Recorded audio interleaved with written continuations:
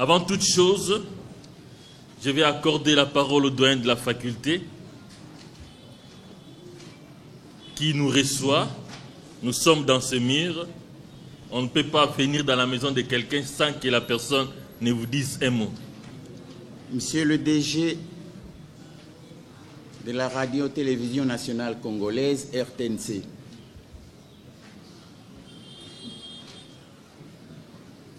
Professeur Jean-Emmanuel Pondi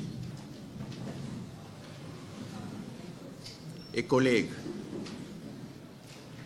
messieurs les étudiants, messieurs les étudiantes,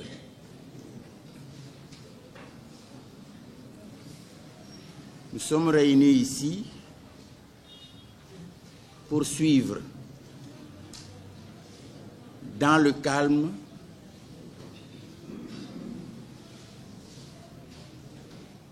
une conférence intitulée « L'intégration africaine, défis et opportunités ». Comme je venais de le dire, cette conférence sera animée par le professeur Emmanuel Pondi, Jean-Emmanuel Pondi, vice-recteur de l'Université de Yaoundé 2, professeur des relations internationales et doyen du Collège des sciences sociales de l'Académie des sciences du Cameroun. Je me présente et je vous prie de l'applaudir.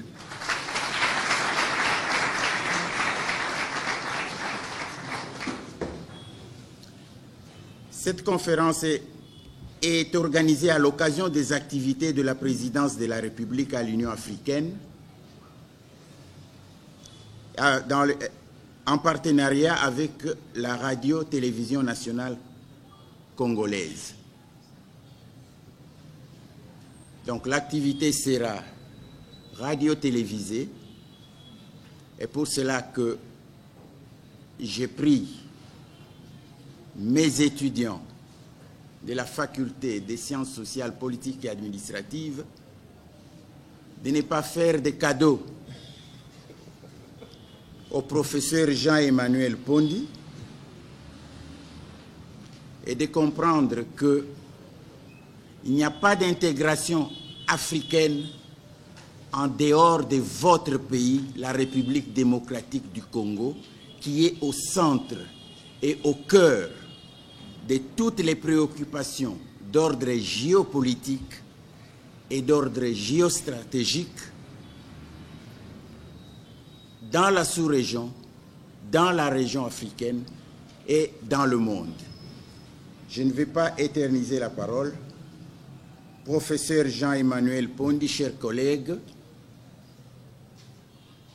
je vous retourne la parole. Je retourne, la parole au modérateur qui pourra procéder à la distribution ou à la redistribution des tâches. Merci. Merci beaucoup, monsieur le doyen. Merci beaucoup, monsieur le doyen. Voilà.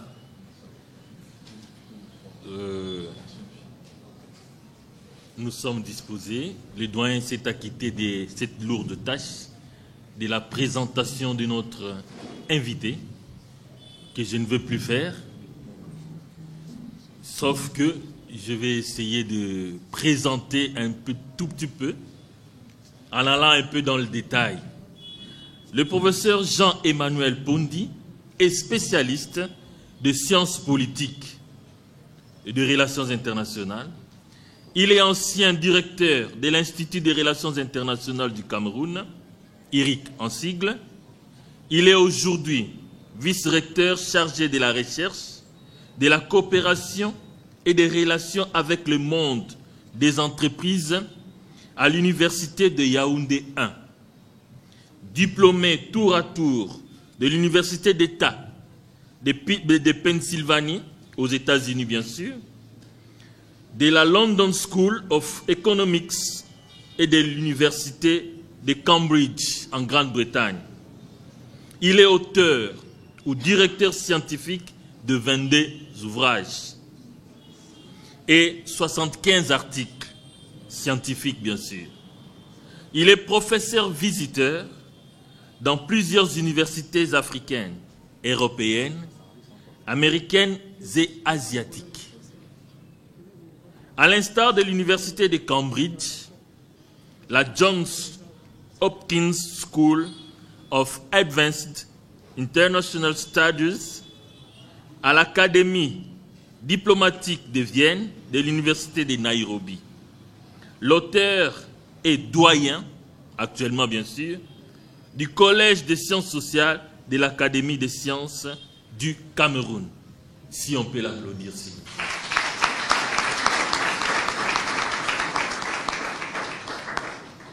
Voilà. Quand on était de l'autre côté, le professeur Emmanuel Pondi a dit quelque chose qui a retenu mon attention. C'est un Africain qui va parler de l'Afrique aux Africains. Ça, c'est très important.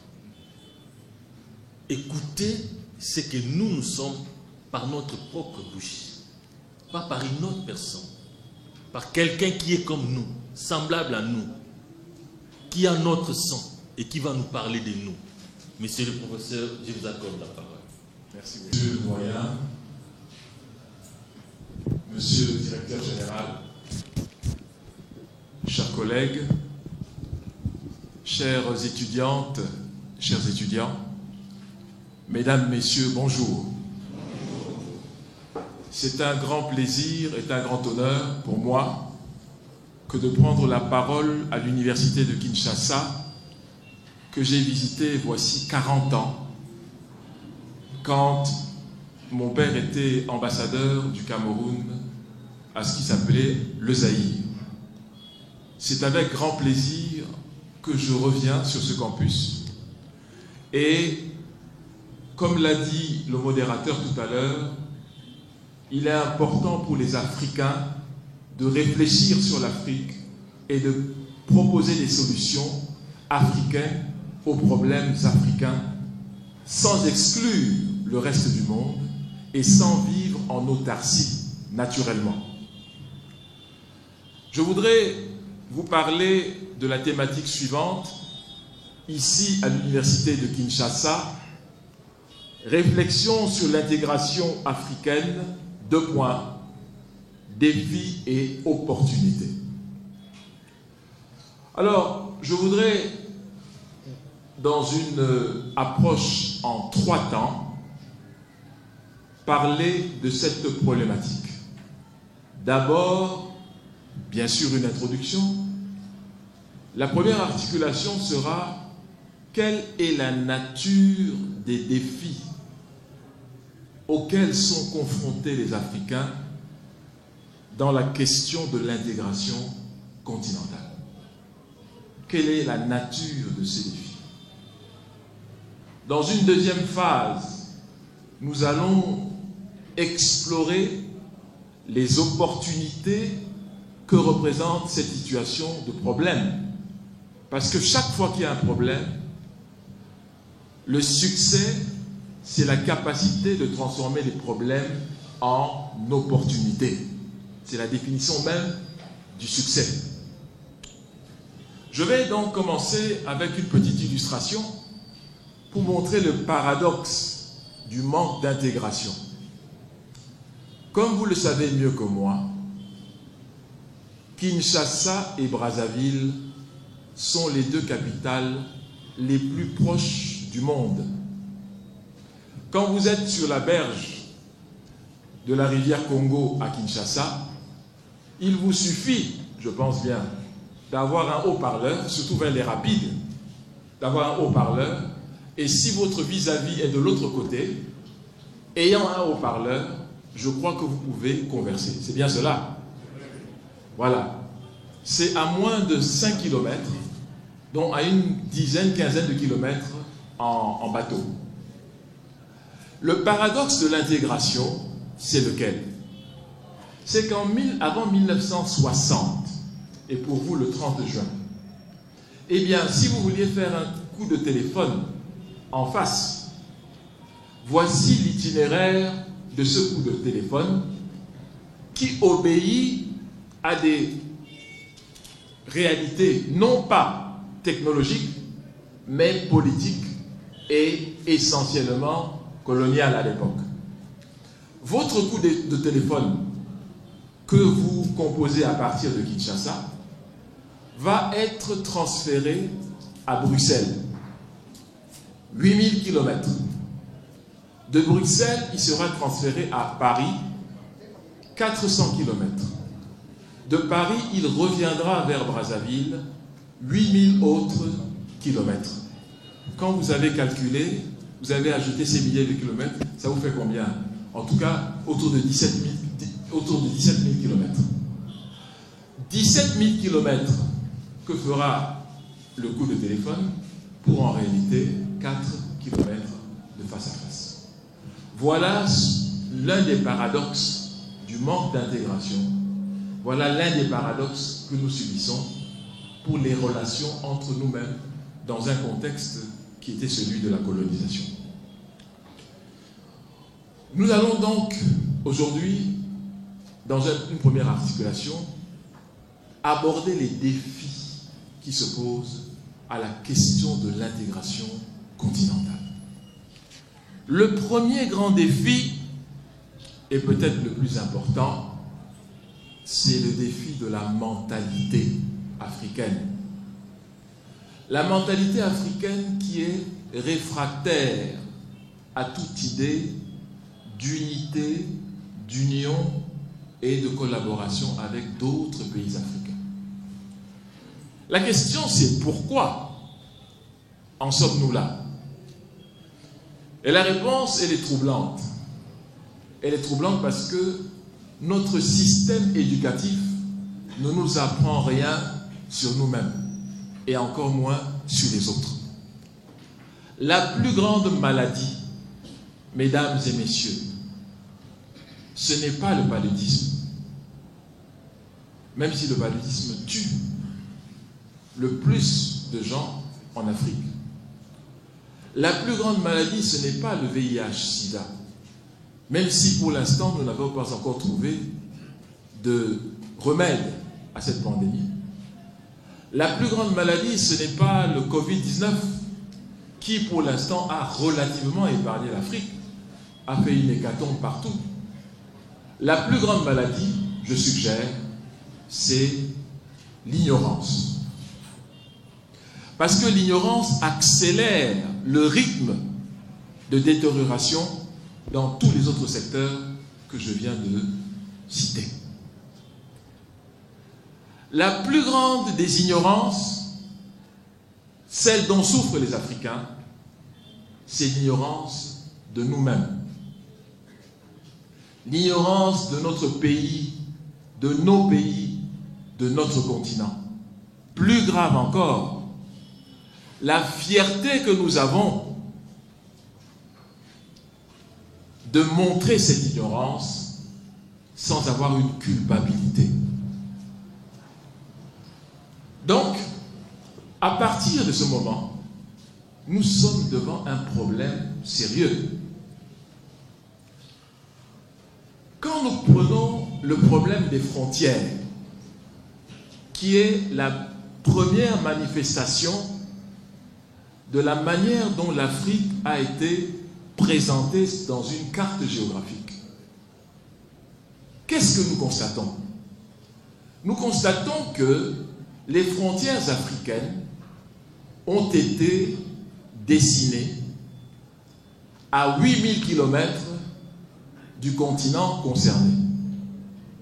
La date, c'est à partir du 14 novembre 1884 jusqu'au 23 février 1885.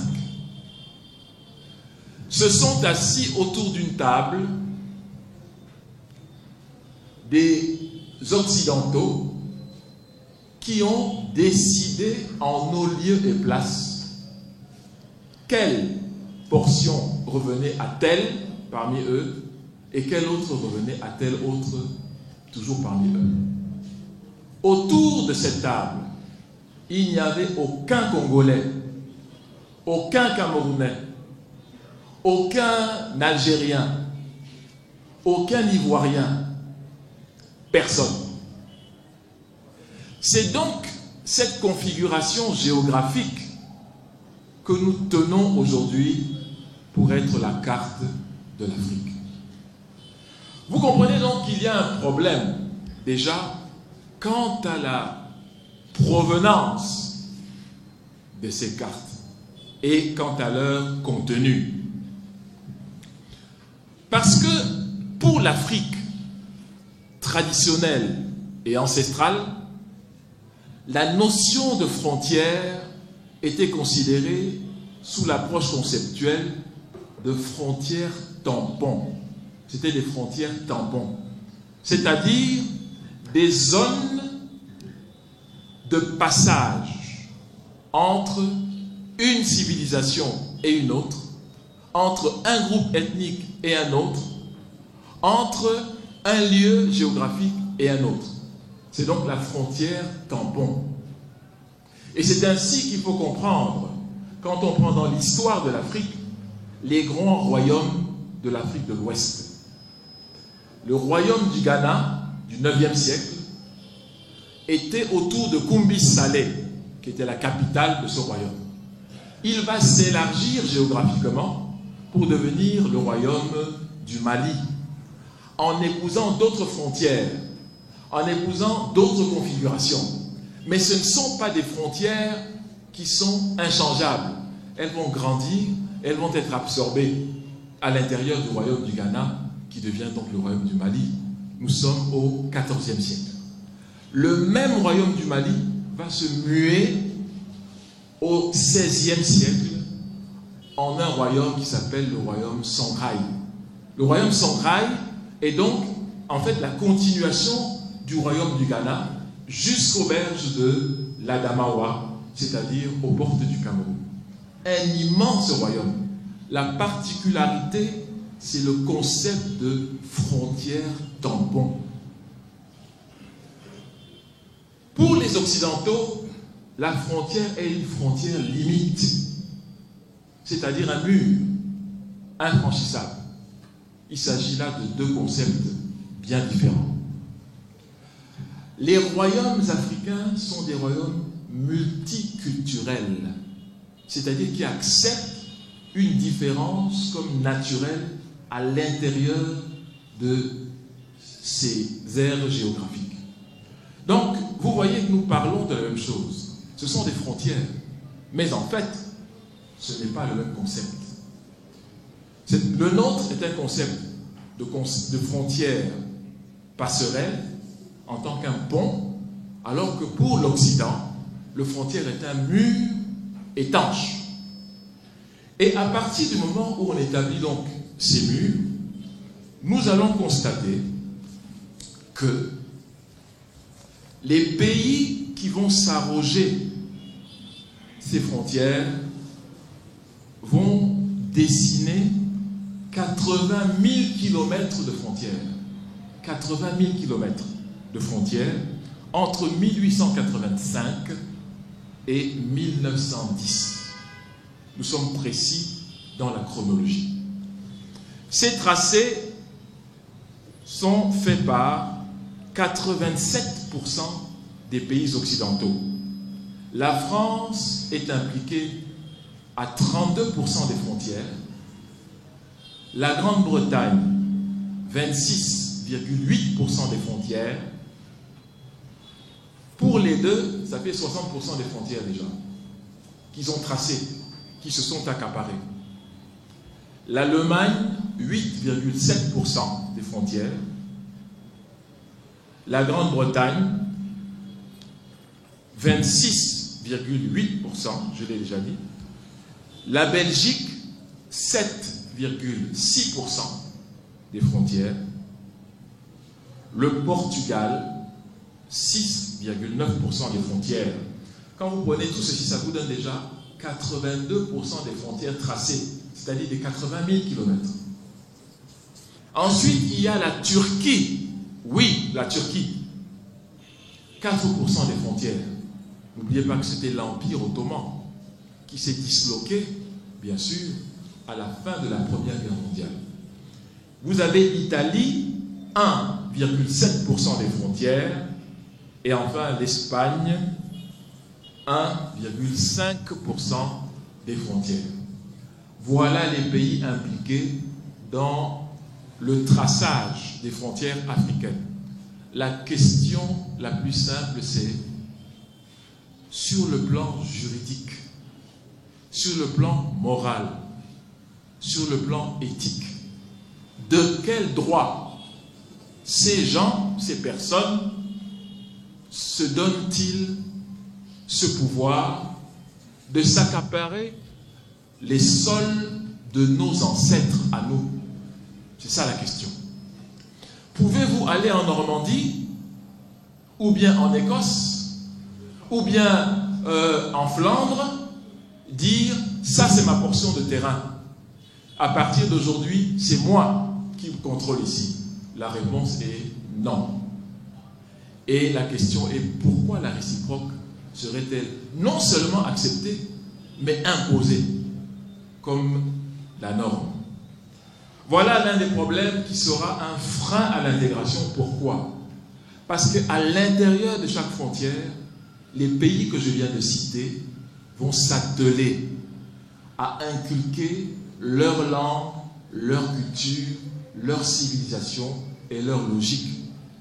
Plus grave encore, à interdire que ne soient utilisés les parlers locaux au motif que ces parlers seraient barbares et primaires. Je dis bien seraient.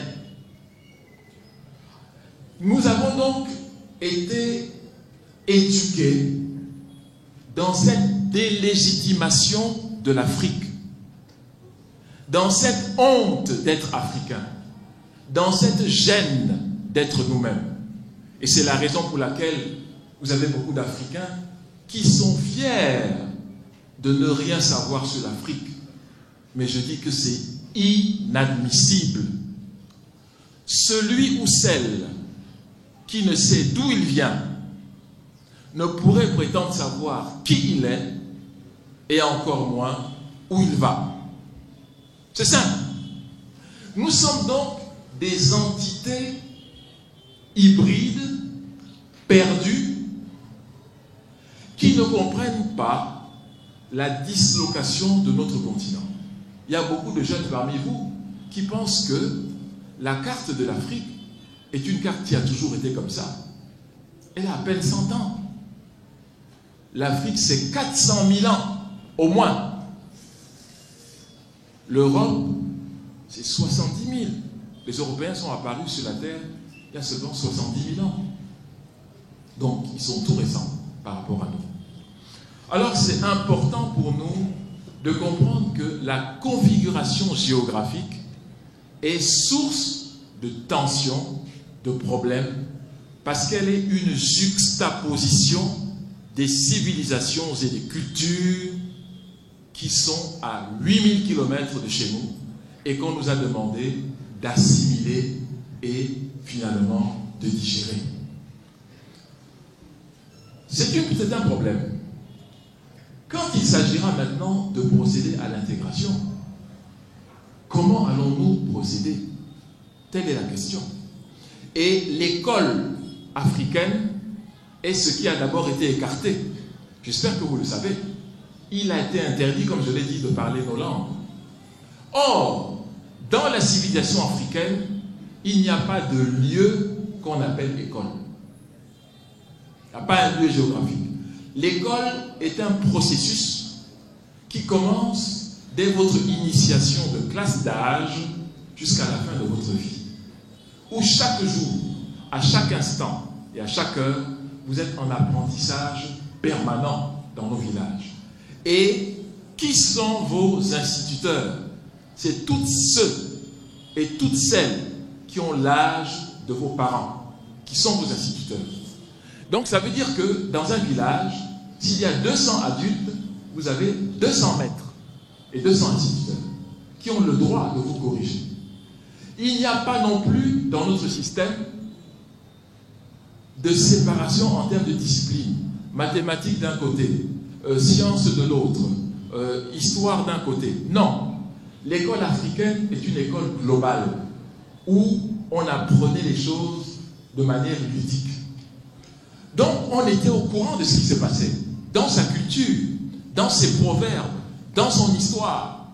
L'homme et la femme africaine étaient donc des gens équilibrés du fait qu'ils savaient qui ils sont, d'où ils viennent et la relation avec leurs ancêtres.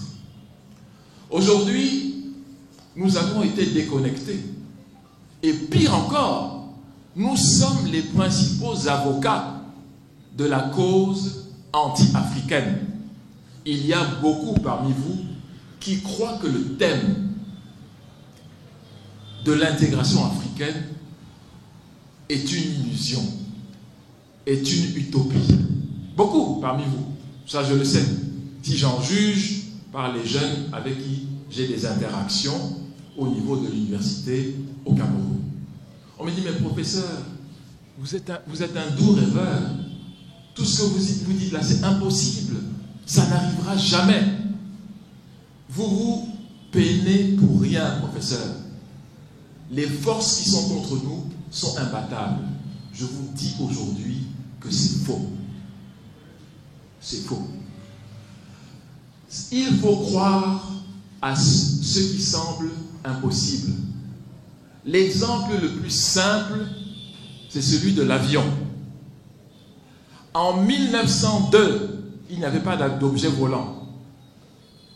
Mais deux frères, les frères Wright, c'est eux qui ont inventé la notion d'un objet volant.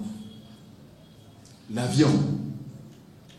L'idée selon laquelle un objet quitte le sol, va à 10 000 mètres d'altitude, il reste 6 heures, 8 heures, 10 heures, et se dépose après comme une feuille sur une piste, était considérée comme une idée anti-physique, contre les lois de la physique. Effectivement. Mais aujourd'hui, à force de persévérance, cette idée saugrenue, parce que les frères Wright, on leur avait conseillé d'aller dans un hôpital psychiatrique. Parce que ce qu'ils disaient était tellement absurde qu'on disait que c'est impossible. Aujourd'hui, le moyen le plus sûr pour voyager, c'est l'avion. 1 million de décollages par jour, 1 million d'atterrissages par jour. Vous avez plus raison d'avoir peur quand vous rentrez dans une voiture parce qu'elle est plus dangereuse pour votre vie que dans un avion. Et c'est le résultat de la persévérance.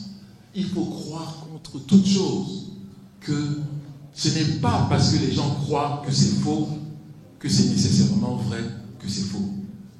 Donc l'idée d'une intégration continentale est notre seule voie de salut. Si l'Afrique doit s'en sortir, l'Afrique ne peut le faire qu'en regroupant ses énergies, ses savoirs, ses connaissances pour marquer le monde de façon indélébile.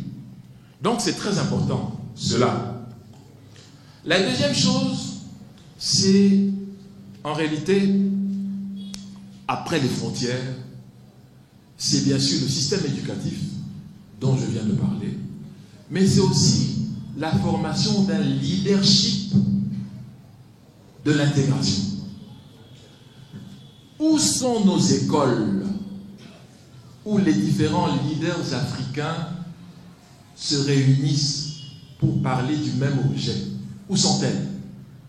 Nous les avions dans le passé, mesdames et messieurs. Nous ne les avons plus aujourd'hui. Ces écoles, c'était quoi? C'était Makerere, en Ouganda. Et ce n'est pas un hasard si Julius Nyerere, Kenneth Kaunda, Jomo Kenyatta, Milton Obote, toutes ces personnalités d'Afrique de l'Est ont été moulées à la même école de l'Afrique et de l'amour de l'Afrique.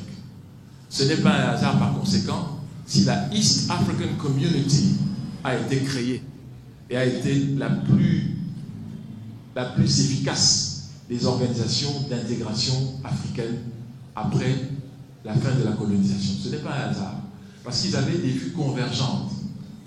comment allons-nous voir les choses de la même manière si on vous enseigne que vous, en tant que Congolais, vous n'avez rien à voir avec les autres Africains? C'est faux, puisque notre sort est lié. Ayant eu pratiquement la même histoire, nous avons nécessairement le même futur. Il faut bien vous rappeler ce que je suis en train de dire. Ce n'est pas le cas de l'Union européenne. Ce n'est pas le cas de l'ALENA. L'ALENA, c'est bien sûr la zone de libre-échange nord-américaine. Ils ont leur histoire, ils ont leur culture, ils ont leur manière de voir. Mais nous avons la nôtre qui est commune.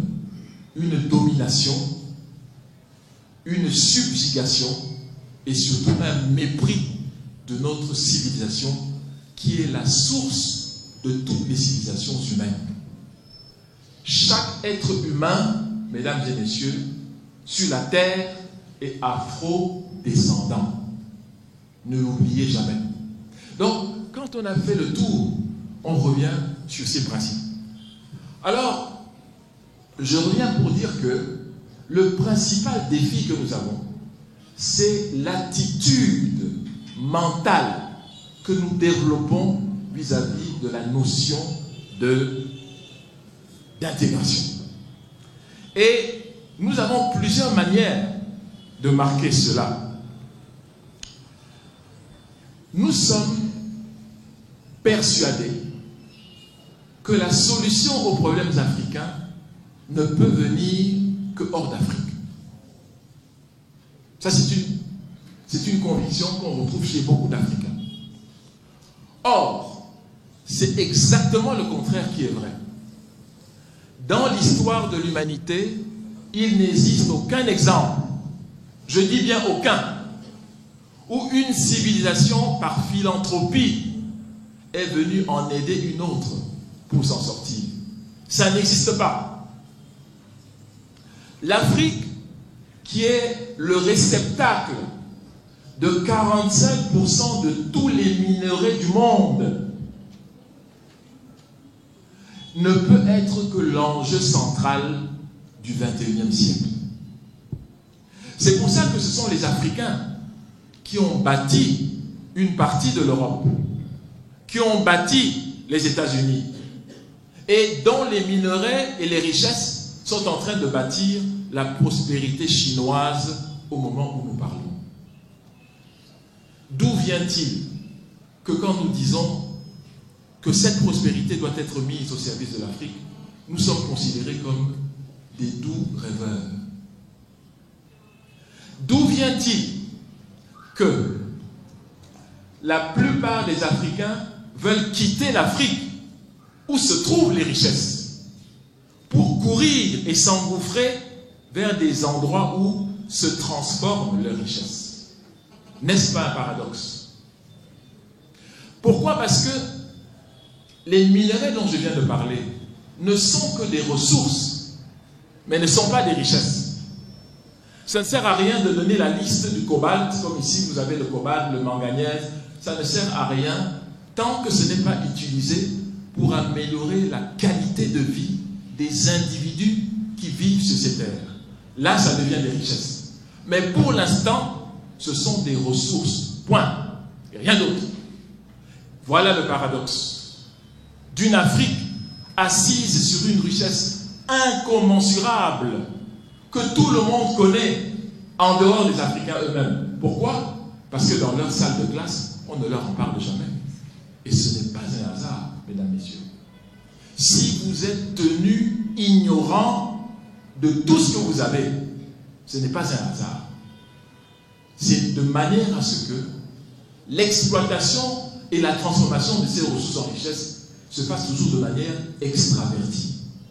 Et c'est pour ça que vous allez voir qu'aucune capitale africaine, jusqu'à très récemment, n'était reliée entre elles. Aucune. Pour aller de Kinshasa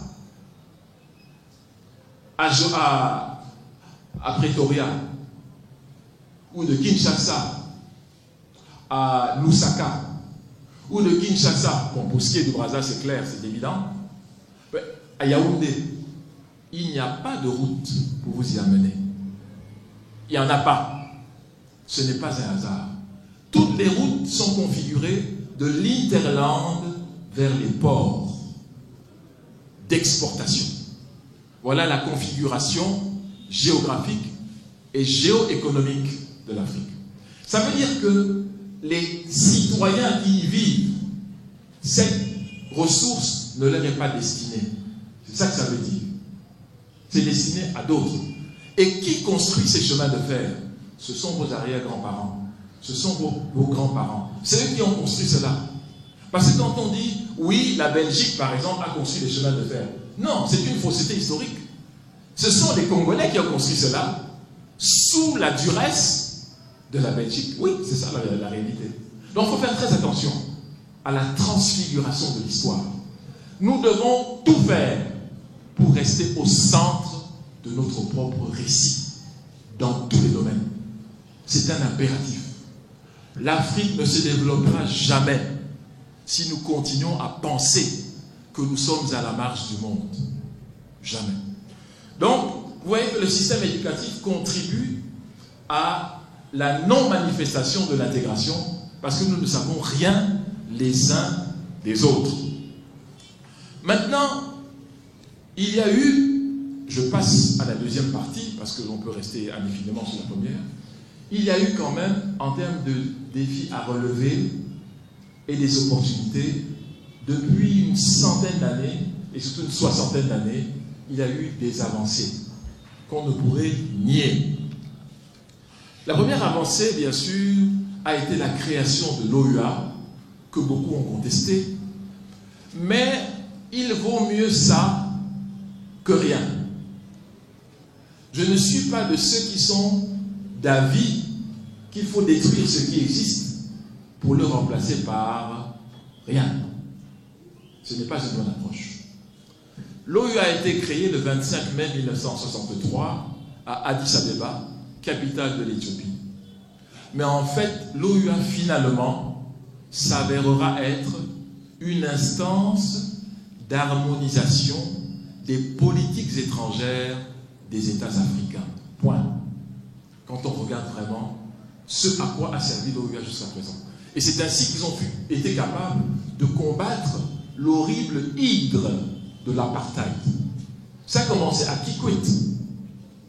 Ensuite, ça a commencé en Zambie, après, et ça a continué dans ce qu'on appelait les pays de la ligne de front, qui sont bien sûr le Zimbabwe, la Zambie, mais aussi le Nigeria, comme ligne de front contre l'apartheid. L'OUA a donc été fondamentale pour un combat comme celui-là. L'OUA, qui est né donc en 1963, et dont l'acte de transition, pas de décès, est du 9 juillet 2002 à Durban, en Afrique du Sud, va se transformer, et le nouveau texte de l'OUA, c'est l'acte constitutif de l'Union africaine, qui va prendre en compte les données du XXIe siècle, c'est-à-dire la place des femmes, puisque l'Union africaine est la seule institution au monde à avoir une parité exacte. 10% de commissaires, 5 hommes, 5 femmes. C'est la seule. L'Union africaine va donc se signaler au monde la place des femmes, le droit des enfants, et va insérer un nouveau type de structure. Maintenant, ces structures vont aider à l'intégration continentale. Comme par exemple le Parlement panafricain, qui est à Milrand. Milrand, c'est en Afrique du Sud. L'idée, c'est que les peuples africains puissent discuter entre eux, puissent échanger et puissent trouver des résolutions à leurs problèmes en direct. Il n'y a pas de Parlement panafricain dans la charte de l'OUA. Il y en a un dans l'acte constitutif. L'acte constitutif va aussi créer la commission des sages. Et ça, c'est en respect à notre tradition africaine, où les vieux sont censés être dotés de sagesse. Je dis censés parce que la plupart du temps, c'est vrai, mais il y a aussi des sages, des vieux qui ne sont pas toujours sages. Ça, c'est une vérité aussi. Donc, l'acte constitutif va mettre tout ceci en marche, mais l'acte constitutif va faire quelque chose de fondamental pour l'intégration du continent, c'est de doter notre continent Afrique de structures financières. Jusqu'à présent, nous avons été habitués, formatés, pour toujours tendre la main. L'Africain ne fait pas de discours sans avoir fait des doléances à, entre guillemets, la communauté dite internationale. C'est un réflexe que nous avons. L'acte constitutif de l'Union africaine va tenter de mettre fin à cela en créant 3 structures de financement de notre développement, donc de notre intégration, donc de notre autonomie continentale. Il s'agit de la banque d'investissement dont la capitale, dont le siège, est à Sirte, en Libye. Il s'agit de la Banque centrale de développement dont le siège est à Abuja. Il s'agit du Fonds monétaire international dont le siège est à Yaoundé. Voilà les 3 structures chargées de restaurer la dignité de l'Afrique et d'accélérer son intégration. Pour la première fois de son histoire, l'Afrique était en situation de concevoir des projets et de les financer. Malheureusement, ça n'aura pas lieu.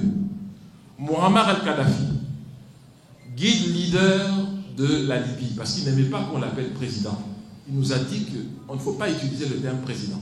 Je me suis rendu 4 fois en Libye, mais pas sur son invitation, c'était plutôt pour le compte de l'Union africaine. Et je dois dire avec fierté que j'ai déjà visité 37 des 55 pays d'Afrique. Et mon rêve est, avant de mourir, de visiter les 55. Ça sera pour moi une fierté. On ne peut pas parler de ce qu'on ne connaît pas, on ne peut pas aimer ce qu'on ne connaît pas. Donc c'est important. Moi, je vous exhorte à explorer votre continent. Vous allez en découvrir l'extraordinaire vitalité. Donc, je reviens sur ces 3 instruments dont l'objectif était précisément de restaurer la dignité africaine. Je dois vous dire quelque chose qui ne devrait pas vous étonner. Muammar el-Kadhafi va signer son arrêt de mort quand il va décider la finalisation du FMA, le Fonds monétaire africain. La personne qui était chargée en tant que point focal de finaliser la mise en œuvre, c'est un professeur d'université, un ami à moi, qui est professeur de sciences économiques, spécialiste d'économie monétaire à l'université de Yaoundé 2 au Cameroun. C'est lui, en tant que point focal, qui me donne les informations que je m'en vais vous livrer. Il s'agissait donc d'arrêter la date de convocation pour l'ouverture du Fonds monétaire africain. Comme par hasard, dans l'entretemps, est exécutée la mise à mort de Muammar el-Kadhafi en octobre 2011. Et ça se comprend. Que ferait le FMI alors dans ce cas? Puisque 80% de son activité c'est sur l'Afrique. La Banque mondiale c'est la même chose. N'oubliez jamais que la Banque mondiale, son nom c'est la BIRD. La banque pourquoi? L'investissement et la reconstruction pour le développement de l'Europe. La Banque mondiale est une banque pour la reconstruction, oui, mais de l'Europe. Donc ce n'est pas un instrument censé servir l'Afrique, mais elle le fait aujourd'hui à 70%. Tous ces programmes sont supposés être pour relever l'Afrique. Mais la question que je vous pose, mesdames et messieurs, mes chers étudiants, peut-on être en voie de développement pendant 60 ans? 60 ans. C'est qu'il y a quelque chose quelque part qu'il faut revoir. Aucun continent n'a été en voie de pendant tant de temps. La Chine, c'était à peine 20 ans. Singapour, tous ces pays, 20, 30 ans. Japon, même chose. 1945, dès 65, le Japon était déjà la 3e puissance économique du monde. Après Nagasaki et Hiroshima, août 1945, 4 août et 6 août 1945. Après cette catastrophe où ils ont été anéantis, 1965, le Japon était la 3e puissance économique mondiale. Nous sommes depuis 60 ans, 60, en voie de quelque chose. Nous devons quand même commencer à nous poser des questions. Nous n'avons peut-être pas les réponses, mais au moins faut-il avoir les bonnes questions pour espérer arriver aux bonnes réponses. Et notre système éducatif, africain en général, ne nous prédispose pas à poser des questions, mais plutôt à répéter des dogmes, soi-disant venus d'ailleurs. Donc, voilà un peu. La première chose, donc, c'est qu'il y a eu des choses qui ont été faites, il y a des actes qui ont été posés, et les Africains ont commencé à se relever petit à petit. Maintenant, je vais prendre un autre chemin pour parler de l'intégration, pour dire que quand vous regardez le paysage économique africain, vous constatez qu'il y a des multinationales qui sont nées depuis ces 30 dernières années. Je ne suis dans aucun des conseils d'administration de ces multinationales. Je préfère vous le dire tout de suite pour qu'il n'y ait pas erreur dans mon approche. Mais il est important pour nous de savoir que les outils de l'intégration peuvent prendre d'autres visages que ceux qui nous sont souvent suggérés. Ces outils de l'intégration, selon moi, c'est d'abord, bien sûr, la zone de libre-échange continentale, la ZLECAf, dont on a parlé pour la toute première fois en janvier 2012 et qui finalement, le 1er janvier 2021, la ZLECAf est mise en place de manière définitive. La ZLECAf, la zone de libre-échange continental africain, est la bouée de sauvetage de l'Afrique. Or, est-ce que nous en parlons ici à l'université? Est-ce que nous en discutons à l'université? Est-ce que nous révolutionnons nos systèmes économiques pour que ceux-ci puissent répondre en termes de fourniture de produits? Parce que c'est la zone de libre-échange la plus grande au monde, avec 1,3 milliard de consommateurs. Si nous, les Africains, nous ne l'avons pas compris, les autres l'ont bien compris, parce qu'eux, ils se préparent à envahir notre ère économique et à nous doubler une fois de plus, parce que nous ne sommes pas réactifs. Nous devrions tous, je dis bien tous, retourner faire des affaires, créer des sociétés, des firmes pour vendre aux autres pays africains. On a 30 millions de kilomètres carrés. La surface de l'Afrique, c'est 30 millions de kilomètres carrés, qui correspondent, il faut bien me suivre, à la surface des États-Unis, 9 millions, de la Chine, 9 millions de kilomètres carrés, de l'Inde, de l'Europe, du Canada, etc. Tout cela à l'intérieur du territoire africain, dont l'Afrique est immense. Eux, ils le savent. Nos partenaires en haut développement, c'est comme ça qu'on les appelle ces temps-ci, je crois. Et par rapport à nous, nous ne le savons pas. Donc, c'est important de savoir que la ZLECAf est une réponse probante et importante pour l'intégration du continent. Mais elle ne sera pas un succès si nous n'avons rien à proposer. Il faut donc reconfigurer les capacités de production des économies africaines de manière impérative. Maintenant, parce que qu'est-ce que vous constatez? Les grandes surfaces occidentales sont en train d'entrer.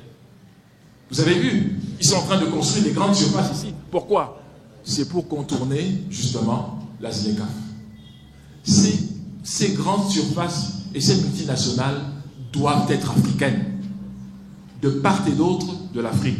C'est très important. Maintenant, quand nous regardons bien, nous observons que l'Afrique a produit énormément de banques transafricaines. C'est très important. Vous avez Ecobank, par exemple, fondée en 1985 au Togo, et qui est présente dans 36 pays africains. C'est ça l'intégration, hein, concrètement. 36 pays africains, Ecobank. D'accord? 20 331 employés et 11 millions de clients seulement. 11 millions de clients seulement. Parce que pour une population d'1,3 milliard d'habitants, il faudrait qu'on ait au moins 100 millions de clients pour commencer à être satisfait. Mais le taux de bancarisation en Afrique est très bas, moins de 10%. Parce que ce n'est pas dans nos habitudes. D'accord? Vous avez Standard Bank, qui est sud-africaine, créée en 1862, du temps de l'apartheid, il faut reconnaître. Présente dans 38 pays, dont 18 en Afrique. C'est la première banque d'Afrique, d'accord? Et Ecobank est la deuxième banque d'Afrique. Vous avez Afriland First Bank, fondée en 1987. C'est très important de comprendre tout ceci, et présente dans 9 pays africains. Et parmi ces banques, je cite encore la banque marocaine, Attijari Wafa Bank du Maroc, qui est la première banque du Maroc et la 4e banque africaine. 10 millions de clients avec 20 602 employés. Pour moi, ces structures sont les structures de l'intégration moderne du continent. Et c'est pour ça que je ne vous ai plus parlé de la CEDEAO, je ne vous ai plus parlé de la BEAC, etc. Parce que je pense que ces structures privées peuvent aider à la construction du continent en matière d'intégration. Mais n'oublions pas, des structures comme Ethiopian Airlines, par exemple, qui est dans combien de pays africains? Dans 39 pays africains. Et qui a été créé le 23 décembre 1945. Donc Ethiopian est plus vieille que Air France, par exemple. D'accord? Et vous avez encore beaucoup d'Africains qui vous disent « Ah, je ne suis pas sûr, hein, je n'entre pas là-dedans parce que c'est piloté par des Africains. » Nous devrions avoir honte de nous-mêmes quand nous réfléchissons comme ça. Donc, si vous voulez, nous avons des instruments nouveaux qui peuvent accélérer le processus et la dynamique d'intégration à condition que nous adaptions ces instruments à notre culture. Nous disons par exemple que 80% de l'activité économique en Afrique subsaharienne est dans l'informel et 20% seulement est dans le formel. Donc ça veut dire quoi? Ça veut dire qu'en réalité, pour nous le formel, c'est les 80%. Et l'informel, c'est les 20% en ce qui nous concerne, et non pas le contraire. On doit donc arrêter d'importer des approches qui sont inappropriées à nos contextes. Avoir le courage de restructurer la pensée africaine pour qu'elle serve le consommateur africain, le citoyen africain, mais à l'échelle du continent et non du pays. L'Afrique ne pourra être puissante, ne pourra être valable que quand les 1 milliard d'habitants seront pris en compte dans la marche du monde. Je voudrais conclure, monsieur le doyen, en disant ceci. Il y a beaucoup de pécheurs en eau trouble qui véhiculent l'idée selon laquelle une Afrique unie est une fantasmagorie, est une vue de l'esprit et qui n'existe que dans la pensée de quelques penseurs isolés africains comme les Freddy Mulumba et moi et d'autres. je voudrais dire que la véritable utopie, c'est de penser que les frontières qui ont été illégalement et illégitimement tracées hors d'Afrique constituent notre référence primaire et primordiale. C'est une illusion. Nous devons reconstituer cette Afrique comme elle existait avant le 14 novembre 1884. C'est notre mission, c'est notre responsabilité. La jeunesse, c'est la capacité d'oser inventer le futur. Je vous remercie de votre bienveillante attention.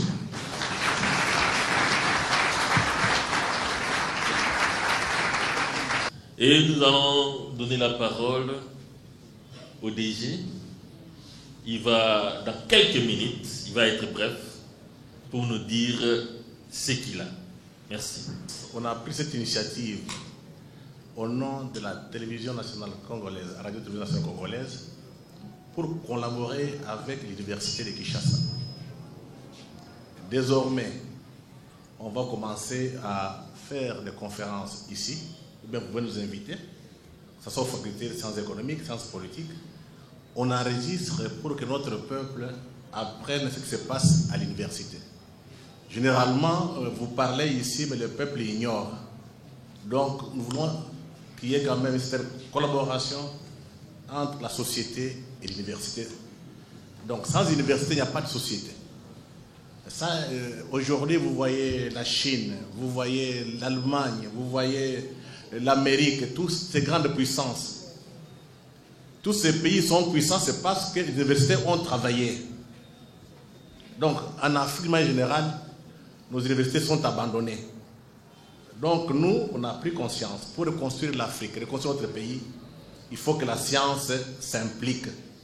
La science n'est pas dans la rue. La science se trouve à l'université. Et surtout, nous allons passer. Ceux qui vont gérer ces pays demain, c'est vous, la jeunesse. On doit vous former. J'ai été en Chine. J'ai fait 10 voyages en Chine pendant 10 ans. Chaque fois quand on part en Chine, on voit des jeunes gens, 20, 21 ans, qui nous conduisaient. Nous, on était un peu déjà âgés. Mais c'est pour que ces enfants comprennent comment le monde fonctionne. On les prépare. Donc, si nous vous parlons, c'est pour que l'histoire ne se répète. 5 siècles de domination, esclavage, traite négrière, colonisation, domination, ça doit s'arrêter. Donc c'est vous qui devrez changer de paradigme, qui devrez travailler pour libérer l'Afrique et libérer le Congo. Et je termine par cette idée, pour vous jeunes, vous ne connaissez pas. Sans le Congo, il n'y a pas d'Afrique. Prenez conscience. Toute l'Afrique nous attend. Seulement Kinshasa, vous êtes dans la bière, dans la danse. Tout le monde pense devenir politicien pour avoir une voiture, une maison. Vous devez avoir des ambitions de grandeur. Être parmi les grands intellectuels, les grands écrivains, les grands professeurs d'université. Aujourd'hui, quand on est sur le campus, c'est la bière et la musique, c'est dangereux. Donc il faut une rupture pour que demain, qu'on ait des élites capables de gérer cet État. Nous sommes une puissance au service des peuples africains et au service du peuple congolais. Donc, prenez conscience, organisez-vous, étudiez, lisez. Et il faut aussi avoir des repères. Nous, quand on a grandi, il y avait Moudimbe Ngal. Je me rappelle, j'étais encore en 4e secondaire à Kananga. Nos grands frères sont partis assister à une conférence de Moudimbe. On dit, les savants sont venus parler à Kananga. C'était une grande information. Vous ne deviendrez pas grand si vous n'avez pas les savoirs. Il faut avoir des ambitions de grandeur. Ce pays a besoin de gens qui pensent grand pour les gérer. Et non les gens qui pensent voiture et maison et la belle vie. Je vous remercie.